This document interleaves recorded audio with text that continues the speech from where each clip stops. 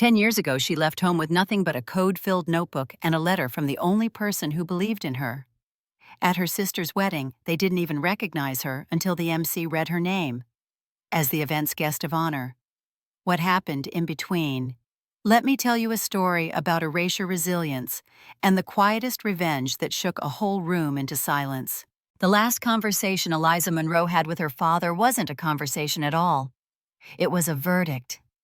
"If you're so smart," he said, leaning against the kitchen counter like a man too busy for disappointment, "then you'll figure out how to pay for Stanford on your own. We've done enough." Eliza didn't cry. Not then. She just nodded because anything else would have made it worse. Her mother, standing by the fridge, didn't speak. Her silence had always been sharper than her words. It wasn't about money. Not really. The checkbook had never been the problem. What her parents couldn't give her was belief, faith, space to be someone who didn't shine the way her younger sister Heather did. Heather was made for the spotlight. Eliza had always been the shadow they forgot to turn the light toward. 3 hours later, Eliza sat cross-legged on her bedroom floor, surrounded by 2 suitcases and a box of notebooks. She folded the corners of old computer science textbooks. Her fingers smelled like dust and old dreams. Her walls were still covered in equations she'd scribbled in erasable marker formulas her mother had called boyish nonsense. Now they looked like tombstones. Her phone vibrated. A message from UPS. Delivery confirmed. She went to the front porch and saw an envelope with her name written in deep purple ink. No return address, but she knew. Only one person still sent letters, like it was 1962. Grandma Eleanor. The handwriting was steady, dignified, just like her. Inside was a single folded note and a cashier's check. "You were never the ugly duckling. You were the swan born too early. Use this to begin.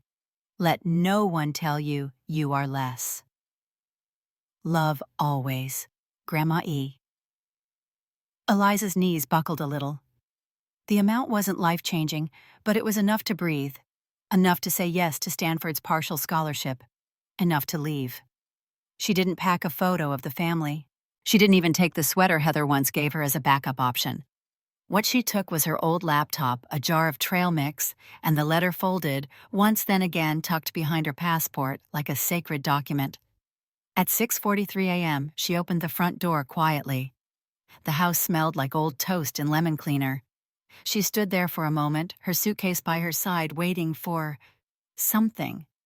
A creak on the stairs. A whispered, "Wait." But the house stayed still like it always had when it came to her. Her father was already out playing golf. Her mother, she imagined, was finishing her morning prayers, Eliza's name never included. She closed the door gently behind her. And just like that, she became a girl without a house key. Outside, the world didn't shift to mark her departure. The sun kept its ordinary rise. The neighbor's dog barked at nothing.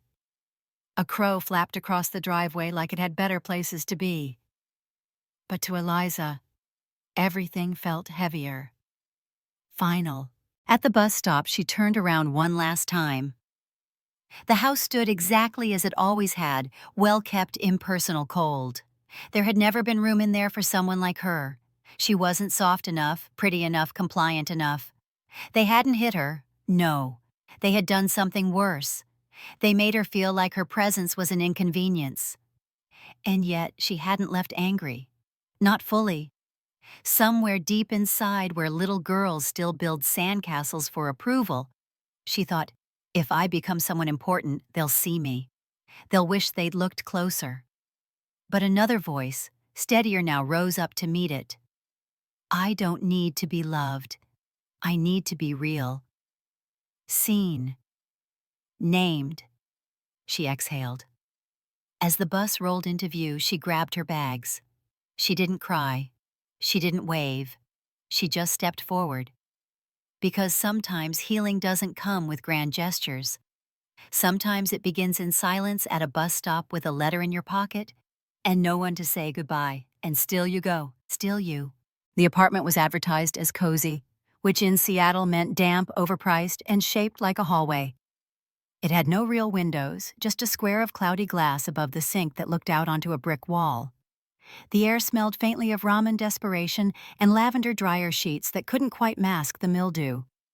Eliza Monroe shared it with two other girls she met during orientation: Yasmin, who worked nights at a Thai place, and Rory, who danced backup in a bar that pretended to be a theater. They took turns on the single bed, sleeping in shifts, and rotated ownership of the only folding chair. There were no rules, just an unspoken agreement.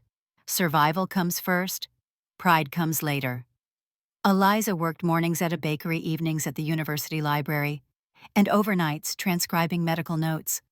Her nails were always chipped from flour or ink.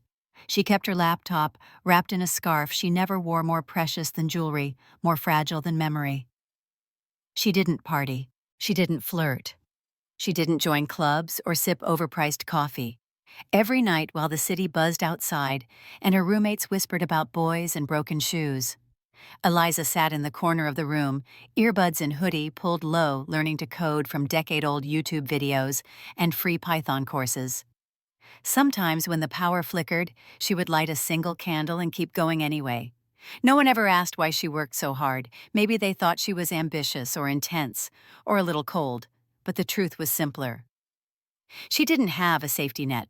She had no fallback plan, no home for the holidays. If she slipped, she wouldn't fall into a mattress. She'd fall through everything. Her GPA held steady, though not without cost. There were days she forgot to eat, weeks when her roommates would quietly leave half a sandwich on the counter pretending it was their leftover.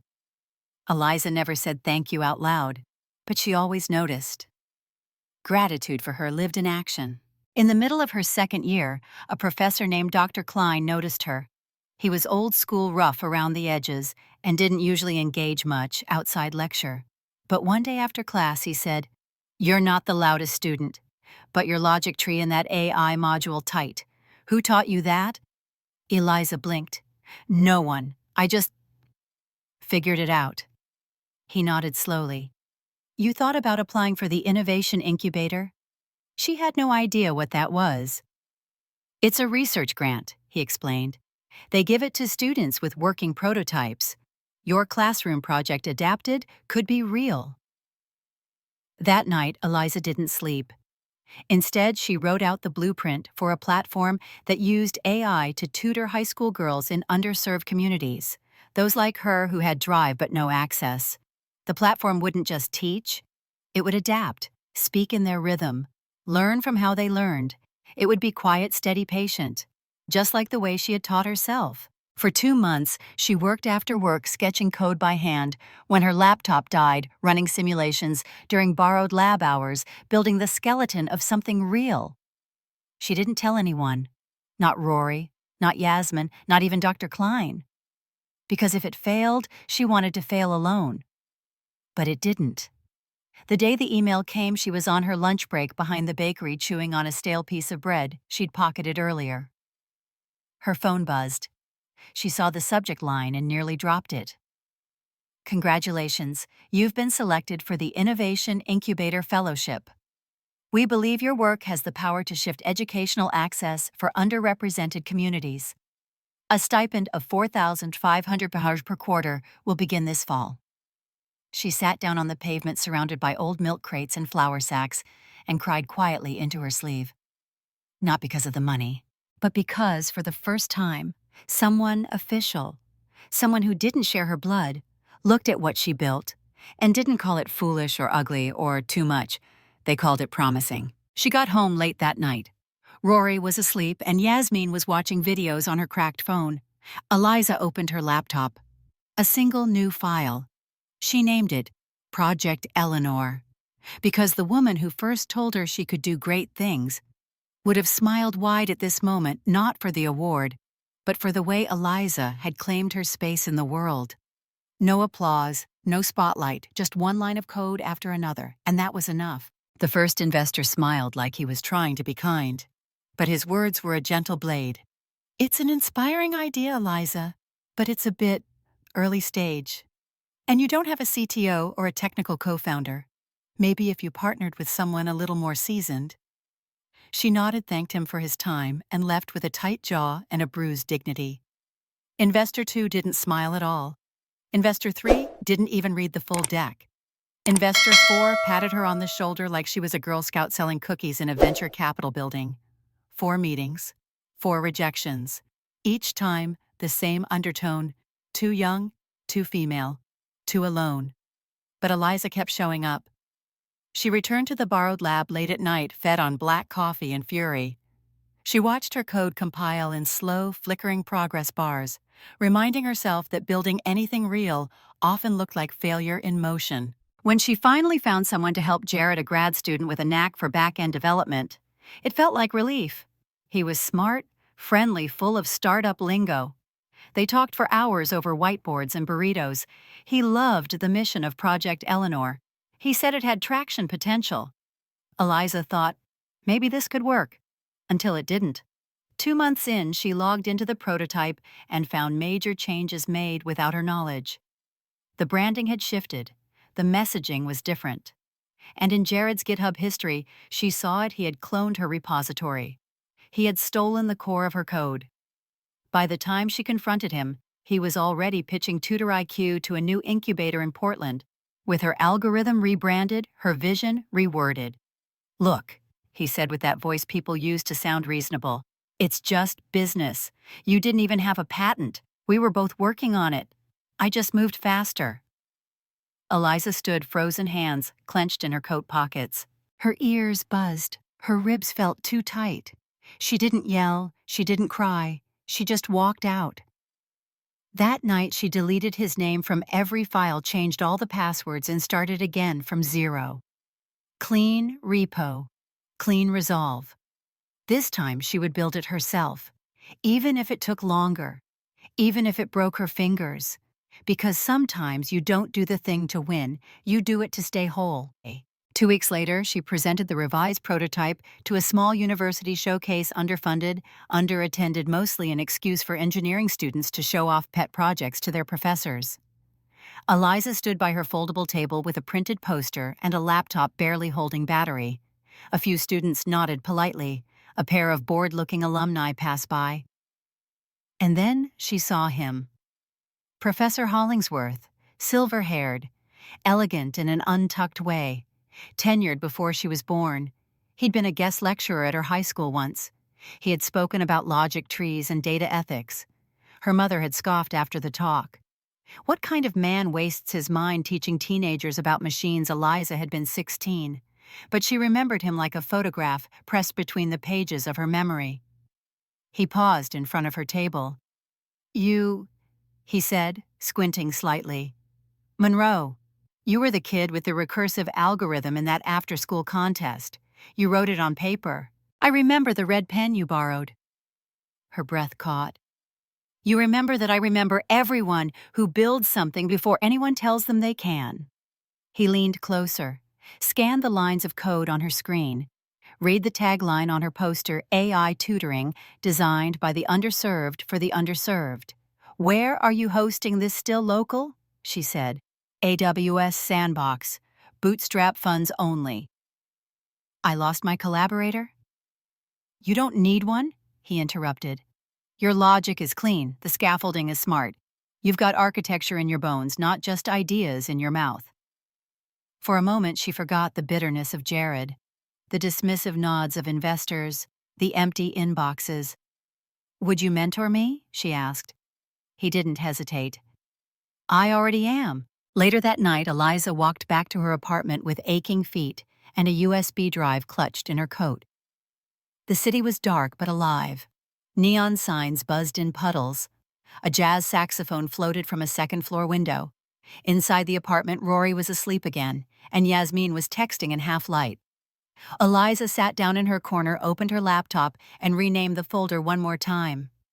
Not Project Eleanor, not Tutor IQ, not something designed to impress. She called it persistence, because the code they said would fail hadn't disappeared. It had just gone quiet, then come back louder.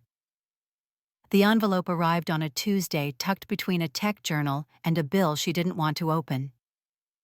It was ivory thick, sealed with a gold-embossed monogram, H+A. Eliza turned it over twice before she sliced it open with a butter knife. Inside was a formal invitation printed in looping script. Together with their families, Heather Monroe and Andrew Keene, request the honor of your presence. She didn't finish the sentence. She was too busy staring at the name Heather Monroe. No mention of Eliza, no sister of the bride, no handwritten note. Just the polished, mass-produced elegance of someone else's beginning. For a few seconds, her fingers trembled. Heather. The girl who once stood in the doorway of Eliza's dorm room at 17, flanked by their parents, and said through glossed lips, "I don't have a sister." And meant it. A decade had passed since then. Heather was now a pediatric surgeon, according to family friends. Perfect teeth, a glittering resume, and a fiancé from a tech dynasty. Her social media, when Eliza had dared to look, was a showroom of curated Joy Lab coats, wedding rings, and vineyard proposals. Eliza had never commented, never liked a post, never even looked long enough for the algorithm to notice. And yet, here it was, an invitation to her wedding. No note, no apology, no why now. Just, "We request your presence." She stared at the RSVP card for a long time. Later that evening, Eliza called no one. She didn't ask for advice, but the questions churned quietly beneath the surface of her breath. Was it a mistake? A peace offering? A formality? Did Heather send it, or their mother doing damage control? Or worse, did they expect her to say no? She poured herself a glass of wine and sat by the window. It was raining again, Seattle's favorite habit. Outside, the streetlights blurred against glass, and inside the apartment hummed with silence. The girl who'd left home at 18 would have ripped the card in half. But Eliza wasn't that girl anymore. She had built a company, survived betrayal, lived in cities where no one knew her name. She had coded through, tears bought her own. Healthcare laughed with strangers who felt more like family than blood ever had. She didn't need this wedding. But something deeper flickered in her chest. Not revenge, not vindication. It was presence. The quiet, steady kind that said, "I exist. You can't rewrite me out." She didn't want to ruin Heather's big day. She didn't want to make a scene. She just wanted to walk into a room where she'd once been erased and refused to disappear. The next day, Eliza bought a plane ticket to Chicago. She didn't tell anyone. She didn't post it. She simply marked the date on her calendar with one word, return. When she got back to her desk, she opened her laptop and created a private document. At the top, she typed, "Forgiveness isn't always a gift for the other person. Sometimes it's a key you hand yourself to unlock the places they once barred you from." Then she clicked save and exhaled. The wedding was held at a glass-paneled estate outside of Chicago, polished marble floors, floating candles, and a string quartet playing Vivaldi like it was background noise. The kind of place where everything whispered money and everything shouted perfection. Eliza stepped out of the town car alone in a midnight blue suit that fit like it had been tailored for this exact confrontation. Her hair was swept back, minimal makeup, no jewelry, just one silver pin at her lapel, a small swan. People looked, then looked away. At first, no one recognized her. She walked through the arched entrance as if she had every right to be there. Because she did. Servers offered champagne.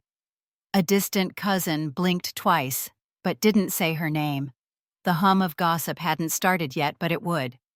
She saw Heather near the front, radiant in her lace gown surrounded by pastel dresses and perfect smiles.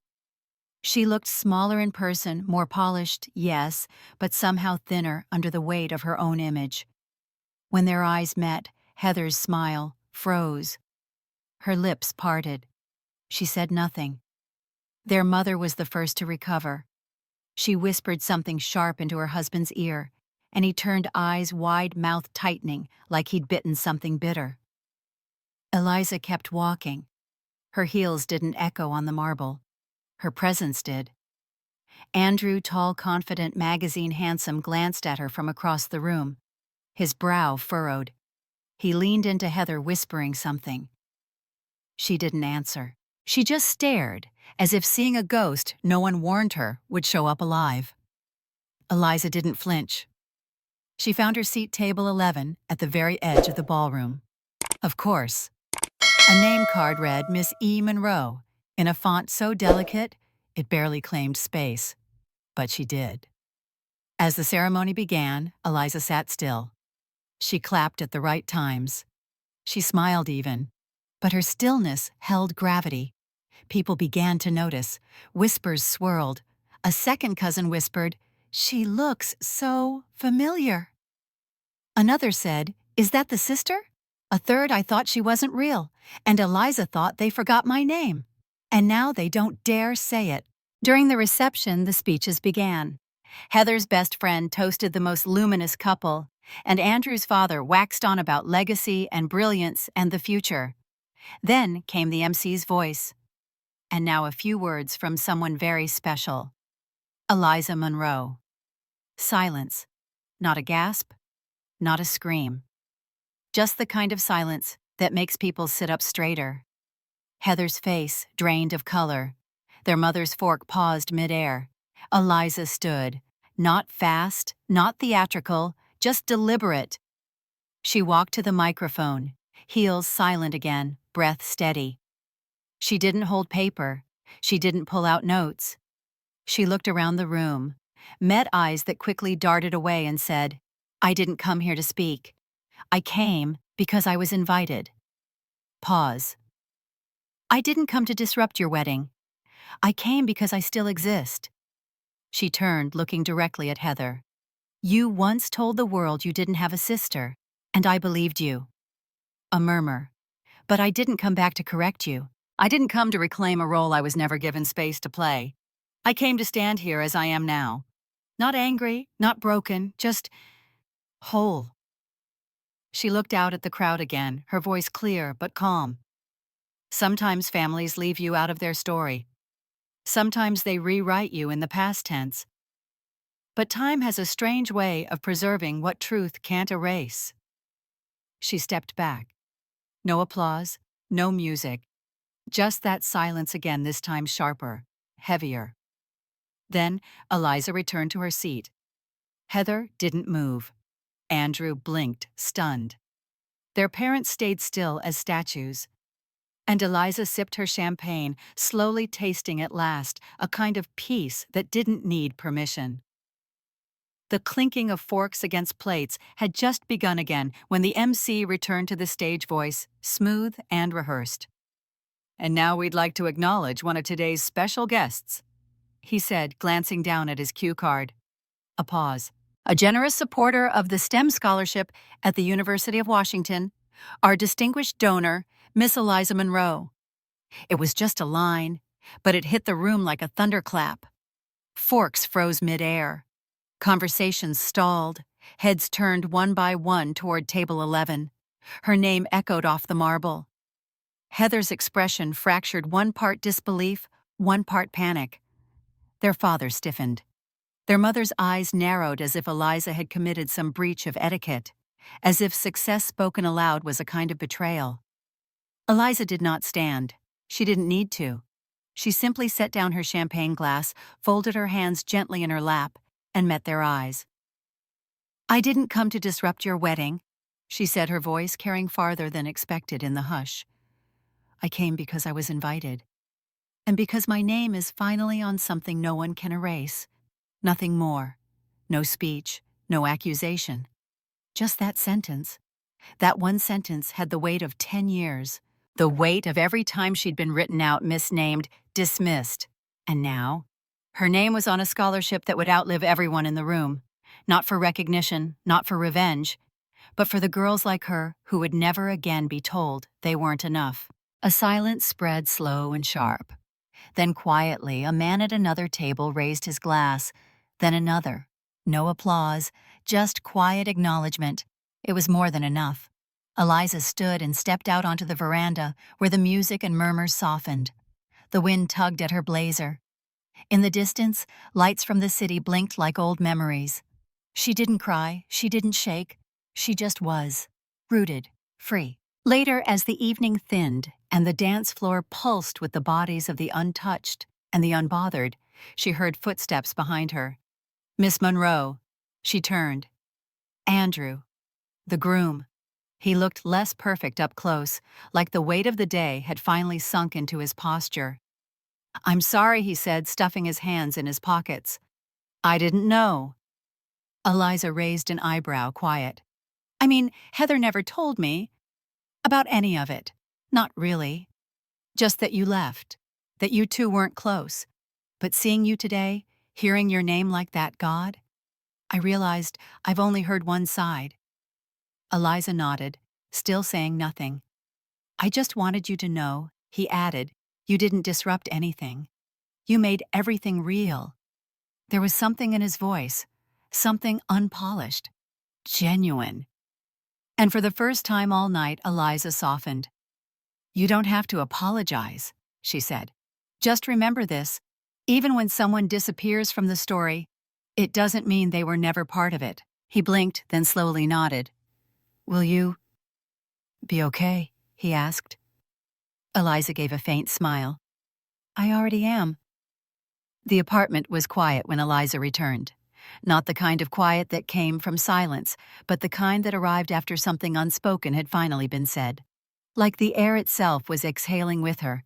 She kicked off her heels, let the blazer slide from her shoulders, and set the wedding invitation, now folded in half, on the kitchen counter. It was past midnight. The city hummed in the distance, but here inside these four walls, time felt like it paused just for her. She walked to the old wooden box under her bed, the one she hadn't opened in years, inside receipts from her first paycheck, the cracked screen of her college-era phone, a worn notebook with sketches for her earliest prototype, and at the very bottom, creased and yellowing from age, a sealed envelope with her name on it. Eliza, in her grandmother's handwriting, graceful, slanted, certain. She'd kept it all these years, had held it during storms, had carried it across state lines, but never once opened it. She'd been afraid. Not of what it would say, but of what it might awaken. But tonight, something had shifted. At the wedding, she had stood in her own name. Not as a shadow, not as a secret. She had existed fully, publicly, proudly. She slid her thumb beneath the seal and opened the letter. "My dearest Eliza, if you are reading this, I'm no longer by your side. At least not the way I used to be. But if you're reading this, it also means you survived something I always feared you might face alone. There's a fire in you, Eliza. I've seen it. I've felt the warmth of it. But I also know that the world is colder than we want it to be, and not every stage you stand on will be lit. Some will try to dim you. Others will ask you to be smaller so they can feel bigger. I want you to remember something. The world won't always clap for you, Eliza. But play your music anyway. Don't live to be cheered. Live so that the person who first saw your light never regrets believing in it. That's what I ask of you. That's all. With all the love I have, Grandma Eleanor." Eliza didn't cry right away. She folded the letter and held it against her chest, as if somehow, even now, her grandmother's words could make the room warmer. And in a way they did. Because in that moment, Eliza understood something she'd never quite put into words. She hadn't built her company for applause. She hadn't survived those nights in windowless apartments, or investor boardrooms, or family erasure to impress strangers.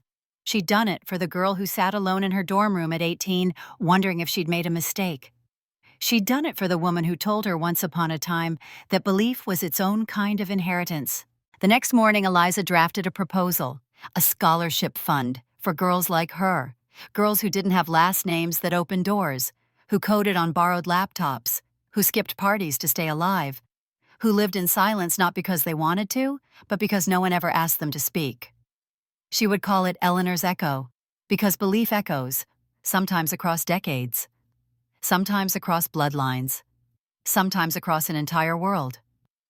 And this time, her grandmother's echo wouldn't end with her. It would begin. The auditorium was sunlit, and buzzing rows of families clutching flower bouquets, camera phones, and proud hearts. It was the University of Washington's spring commencement, a moment of celebration for others, a full-circle reckoning for Eliza. She sat in the front row on the stage among deans and donors and changemakers, Her name was on the program. Commencement speaker, Eliza Monroe. Founder, Eleanor's Echo. A girl in cap and gown passed by and whispered, "Your blog saved me." Eliza smiled softly. "You saved you." She wore a cream dress suit today, not blue. Nothing to hide behind. No armor. She had long since stopped needing it. Rows of students shifted in their chairs. In the audience, she spotted familiar faces. Her mother, Heather, both seated in the crowd, not close, not apart. Like people clinging to old maps in a city that no longer needed them. Her mother sat perfectly still. No wave, no smile, just eyes that blinked too often. Heather looked down as if the sight of Eliza still stung. But Eliza... She smiled, not out of spite, not even satisfaction, but because she no longer needed anything from them. The chancellor tapped the mic. "And now please welcome our keynote speaker, Miss Eliza Monroe." Polite applause. Eliza stood. She walked to the podium with the kind of calm earned only by those who had once walked alone and made it anyway. She looked out at the sea of graduates' faces flushed with hope nerves and caffeine. Then she said, "When I was 18, I left home with 2 duffel bags, no safety net, and a letter from a woman who told me, 'The world won't always clap for you, but play your music anyway.'" A pause. "I spent years thinking I had no family, no seat at the table. But I was wrong. I wasn't left behind. I was just the first to leave. Sometimes your chair doesn't disappear. It just waits for you to become the person who can sit in it." She looked out across the rows, young women in caps, boys with tearful moms' faculty, who had seen it all before. Whatever you build, be it code or courage. Know this, no one can take away what you've taught yourself to hold. No one can erase the name you've written in your own hands. She nodded once. Take up space. Especially the space they said wasn't yours. Applause came quietly at first, then it swelled wave after wave of sound, not because she had asked for it, but because they had seen her. After the ceremony, a few donors approached, hands outstretched. Students took photos, staff whispered thank you. Eliza moved through it with grace. Then in the courtyard she saw her mother, still no words, just that same unreadable expression. Eliza didn't stop, didn't turn. She had already said everything she needed by showing up.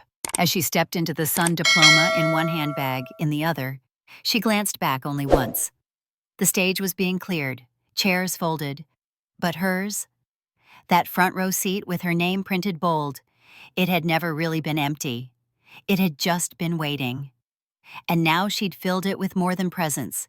She'd filled it with purpose. And that would echo long after the applause faded.